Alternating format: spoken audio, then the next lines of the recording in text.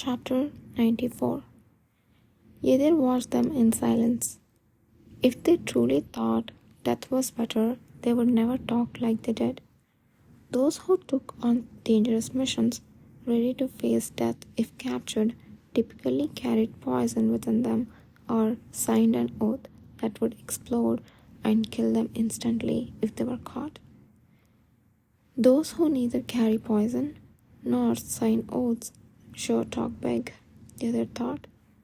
Yether had his own way of dealing with such individuals. For those without the courage to kill themselves, the best approach was to induce fear by stimulating their imagination. As he moved to draw his sword without any word, Nahon, who had been observing Yether's actions so far, grabbed his shoulder. "Wait, would you let me handle this?" "And what will you do?" "You are trying to make them docile, aren't you? That's my specialty. Besides, I have my own score to settle with them." Nahon's gaze briefly landed on the boy who was hiding behind his back, and then on those who were bound. Hearing Nahon's emphasis on the word imagination, Yether remembered what Nahon's power was. Using illusion powers for interrogation? Suddenly, Yether became interested. He nodded and stepped back. "Fine. I promise I'll be faster." As Nahon stepped forward in place of Yether, the warden's scarred face contorted with fear and disgust. What the hell are you?" "I'm an ally and an avenger for my brother." "Brother? Are you talking about that mute kid?" The warden's eyes darted nervously towards the boy hiding behind Nahon. Mute? Yether had thought the boy was simply scared because he hadn't said a word so far, but could he actually be unable to speak? As Yether turned his head, the boy flinched and averted his gaze. I didn't mean to scare him."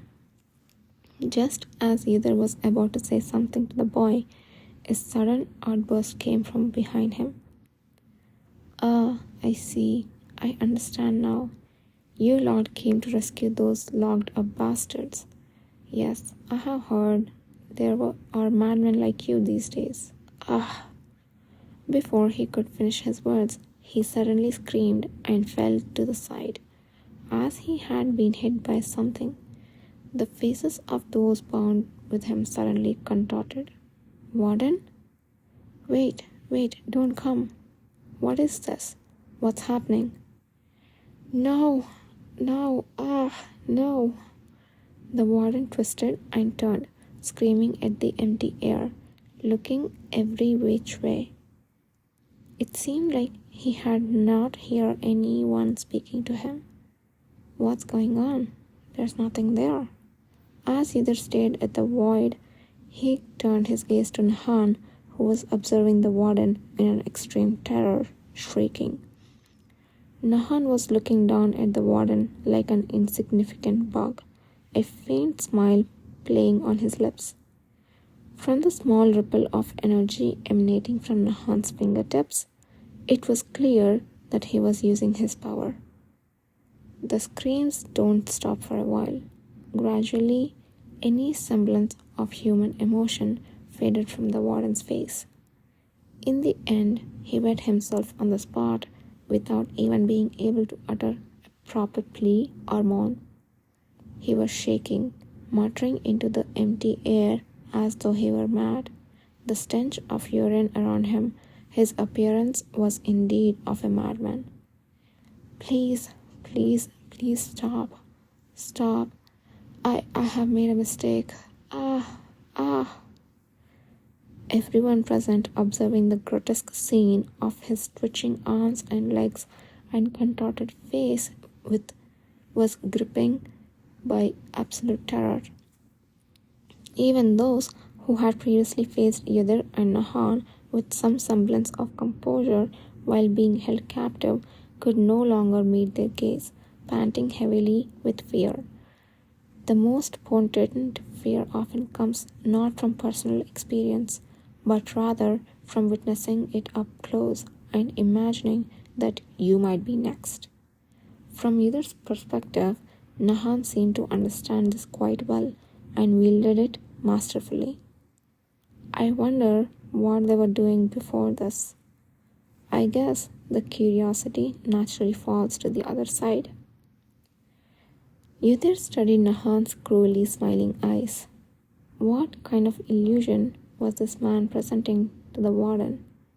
Although he didn't really want to know, the fact that he started to use his ability just when the warden was about to say something itched Yudhir.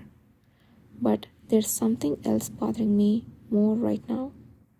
Yudhir covertly glanced at his own right hand. Between the slightly exposed sleeves and his crossed arms, he could see his wrist turning a violet shade. Dark spots that had started to creep up his hand, covering his skin above the black glove. I didn't think too much about using my power, but I didn't expect it to become like this. Until now, the appearance of spots have never been accompanied by pain. Now, a needle-like tingling sensation intermittently throbbed from slightly above his elbow to his hand. Opening and closing his fist did not alleviate the pain. It's unfortunate. I can't remove my clothes now to check how far it has spread. But if the pain corresponds to the area of the spots, it's probably just above the elbow now. Elbow. Yudhir remembered that Kishir had said that was the approximate limit for effective treatment. Despite the red gem Kishir had given him to prevent the spots from spreading quickly, and which he had properly kept in his pocket, this had happened. When the spots spread near the elbow, I started to feel mild pain. I wonder what happens if it spreads more. While curious, he wasn't too keen to find out. Yudhir took a deep breath after clenching and unclenching his fist again. I should minimize my power usage from now on. While Yudhir was examining his arm, Nahan was ruthlessly casting his illusion on others. The sight of people scattered around him, bashing their own heads onto the ground or breaking their own fingers while crying and groaning was nothing short of hellish. That's enough now. I only need to hear answers to the questions, so let one of them regain their consciousness. It's not enough yet, Nahan murmured, standing in front of a man who was staring at his own hair while crying. You volunteered to help.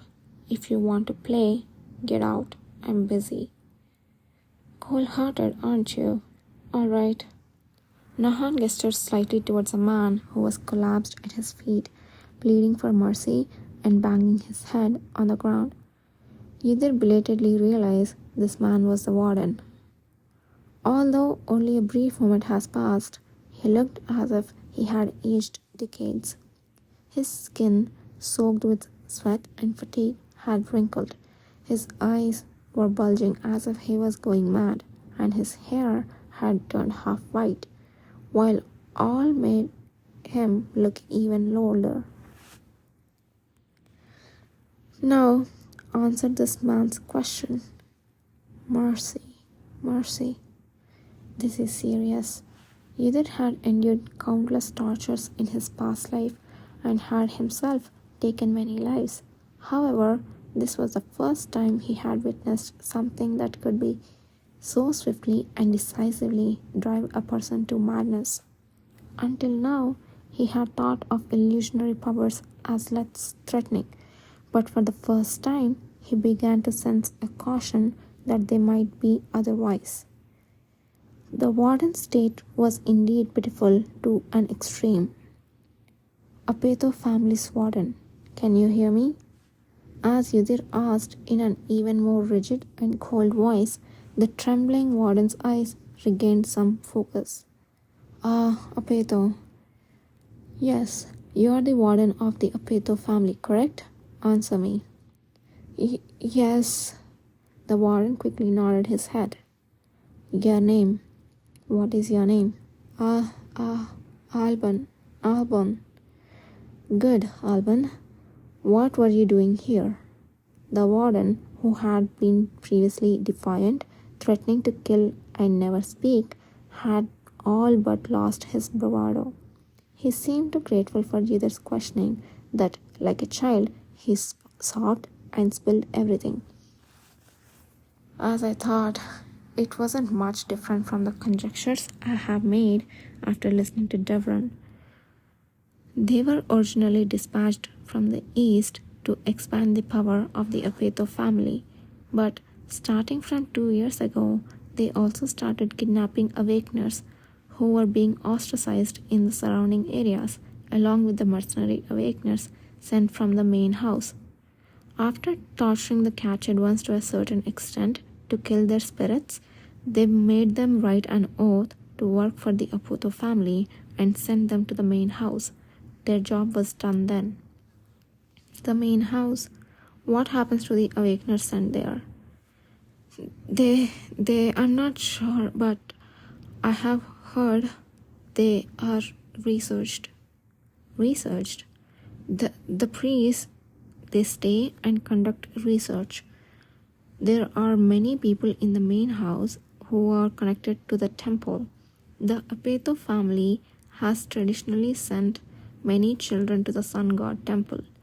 So, the temple we contact once a week and visit once a month, even now.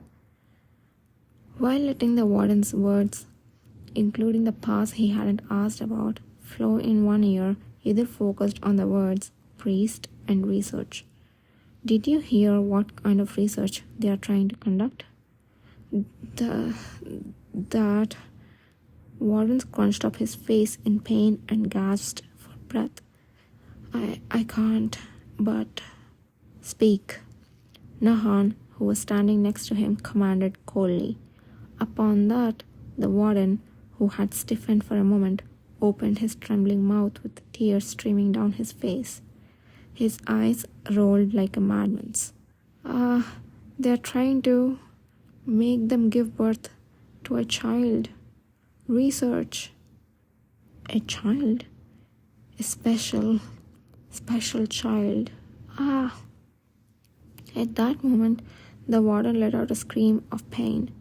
It wasn't because of the illusion that Nahan showed him. He gushed blood from his eyes, nose, and ears, and died in an instant. Silence swept over the body that had suddenly collapsed. I thought he hadn't written a vow of secrecy, but it seems he had. Yudhir looked down at the body with cold eyes. Research to make them give birth to a special child. What on earth does that mean? Wake the next person. We need to ask again.